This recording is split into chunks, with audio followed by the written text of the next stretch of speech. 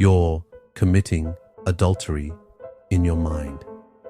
Right now, the Ninth Commandment, you shall not covet your neighbor's wife. You can be completely faithful to your spouse physically while committing adultery mentally. You can be a virgin while violating this commandment daily. Welcome to the Ninth Commandment, where the battle is internal. Today we're going where most Catholic content won't go, into the interior life, lustful thoughts, and why Jesus said looking with lust is already adultery. This is about more than actions, it's about who you're becoming in your heart. Let's dive in. Jesus said, "Everyone who looks at a woman with lust has already committed adultery with her in his heart." The Ninth Commandment addresses what the Sixth Commandment might miss: interior purity. You can technically obey, don't commit adultery, while your thought life is completely impure. The Catechism teaches this commandment warns against lust or carnal concupiscence. It requires purity of heart, seeing others as persons with dignity, not objects of desire. This is the commandment that asks, who are you when nobody's looking? What do you think about in your private moments? What do you look at online? What fantasies do you entertain? God sees. And interior sins matter just as much as external ones. Let's be honest, our culture is designed to violate this commandment.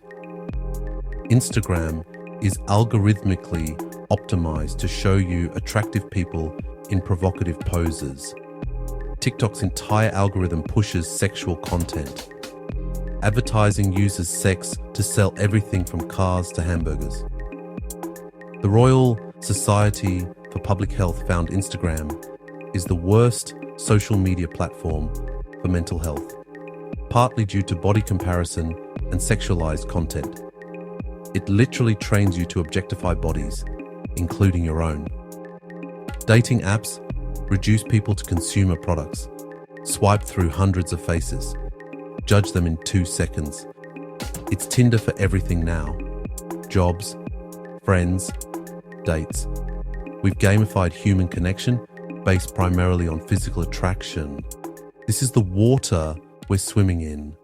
And yes, it makes purity of heart incredibly difficult, but not impossible. Difficult isn't the same as impossible. Now let's address modesty. And I know this will make people mad. Modesty matters for everyone, not just women, despite what you've been told.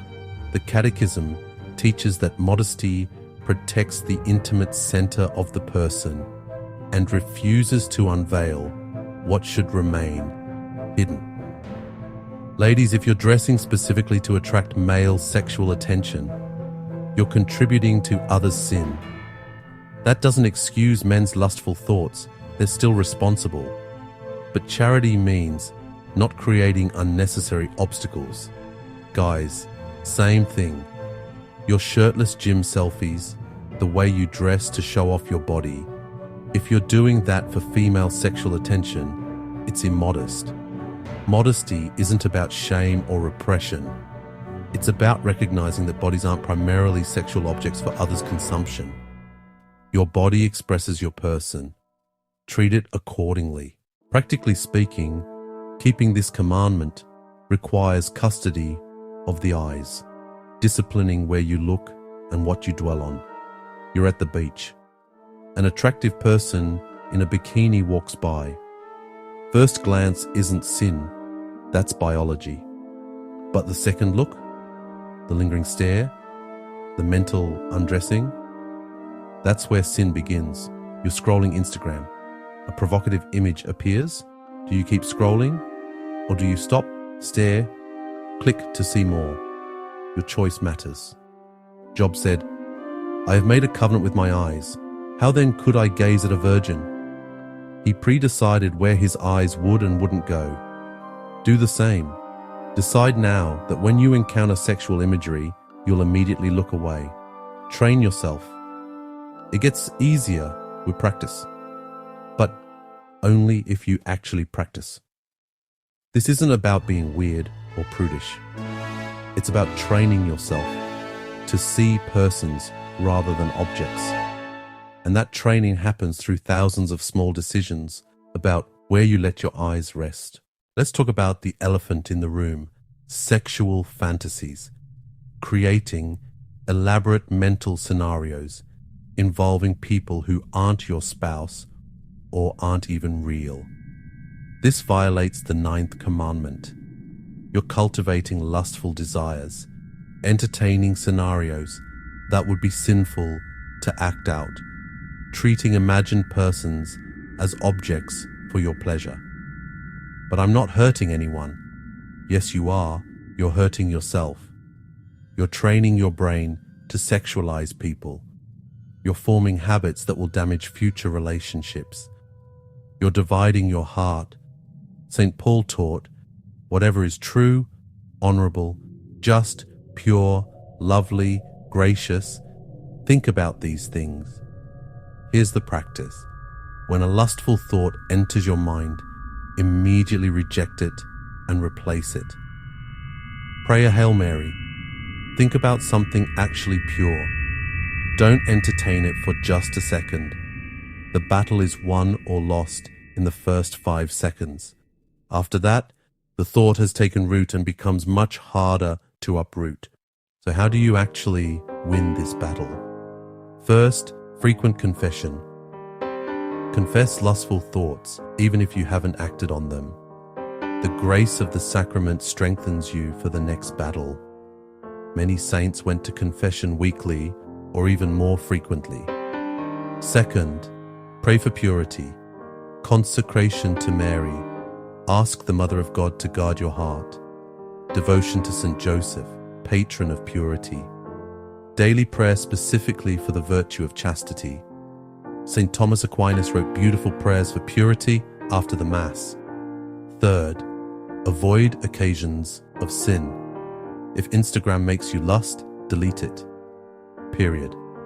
If beaches are an issue, don't go, or go at times when they're less crowded.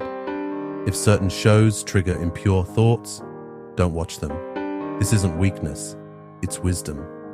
Fourth, fill your mind with good. Exercise, meaningful hobbies, service to others, deep prayer. When your mind is engaged positively, there's less room for lust. An idle mind really is the devil's playground. Fifth, get accountability. Tell a trusted friend, spiritual director, or accountability partner about your struggle. Use software like Covenant Eyes that sends reports to an accountability partner. Don't fight alone. Isolation breeds sin. Sixth, for married people, love your spouse. Physical attraction to your spouse is good and holy, but even in marriage, lust reduces the person to an object. True marital love sees the whole person, body and soul, present and future, in sickness and health. Keep that vision. The Ninth Commandment asks the hardest question. Who are you becoming in your secret thoughts? Because interior life shapes exterior reality. You become what you think about. Jesus calls us to purity of heart, the ability to see others as God sees them, not as objects of desire. That's not repression, that's freedom to love authentically, to see beauty without possessing it, to appreciate persons without objectifying them. This battle is hard. Our culture makes it incredibly difficult. But you're not alone. The saints fought the same battle and won. Their wisdom, available through resources like Tan books, can help you win too. Choose purity. Choose the hard work of training your thoughts. Choose to see persons, not objects. Don't comment your struggles publicly, but here's your action. Make a confession appointment this week if you need to. Start custody of the eyes today, not tomorrow, right now. Hit subscribe for more content on authentic Catholic living that doesn't sugarcoat the hard stuff, and I'll see you next time. God bless. Guard your heart